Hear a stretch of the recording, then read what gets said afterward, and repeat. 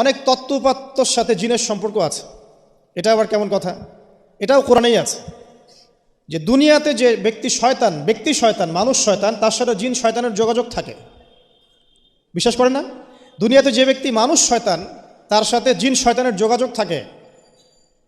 একটা হাদিস এমনও পড়েছিলাম আমরা স্টুডেন্ট লাইফে, আল্লাহ রাব্বুল আলামিন যখন কোনো আদেশ নাজিল করেন তখন ফেরেশতারা সেটা নিয়ে ডিসকাস করতে থাকেন আসমানে, এবং জিন জাতি প্রথম আসমানের কিনারা পর্যন্ত পৌঁছে যায় এবং সেখানে গিয়ে কানে শ্রবণ করার চেষ্টা করে কি নিয়ে আলোচনা করা হচ্ছে।